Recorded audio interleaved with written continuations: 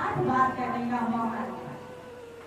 मैं यहाँ कोई मोटिवेशनल स्पीकर बनकर आपको बड़ी बड़ी बातें सुनाने नहीं आई। मैं यहाँ ये कहने नहीं आई हूँ कि सूरज जैसा चमकना है तो सूरज जैसा तपना होगा। कल अगर तुम्हें सुख का जीवन देखना है तो आज तुम्हें सुख का त्याग करना होगा। ये आपके शिक्षक आपको हमेशा प्रेरित करने के लिए बताते हो, या आपने ये YouTube चैनल पर भी देखा होगा।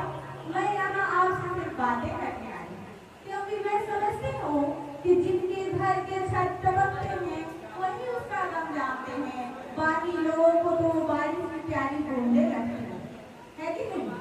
आप लोगों ने 3 इडियट मूवी देखा है? मैं उम्मीद करती हूँ कि बहुत सारे लोगों ने देखा होगा। 3 इडियट मूवी में क्या था? एक रैंचो होता है और उसके 2 दोस्त होते हैं। एक रैंचो जो होता है वो जीनियस ब्रिलियंट स्टूडेंट होता है, लेकिन जो उसके 2 दोस्त होते हैं वो डाउन होते हैं, एवरेज से भी कम होते हैं।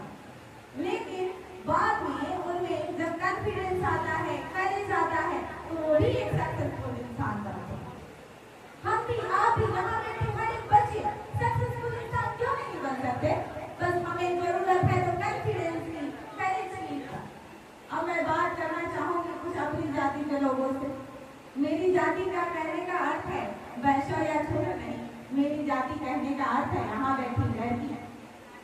यहाँ बैठी लड़कियों से मैं पूछना चाहती हूँ, लड़कियों के लिए सबसे अधिक क्या आवश्यक है? आप में से अत्यधिक लड़कियों के मन में ये होगा सुंदर होना।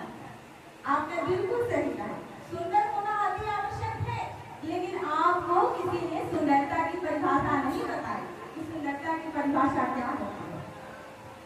जब हाथ में मेहंदी के साथ साथ कलम होगा, बैट होगा, यानी माइक होगा, जब माथे पे बिंदी के साथ साथ सफलता का तिलक लगाओगी, जब साड़ी के साथ साथ वर्दी का चमक दिखाओगी, अपने पिता से भी ऊंचा अपना पहचान बनाओगी, तुम अभी तो सुंदर हो, तब और सुंदर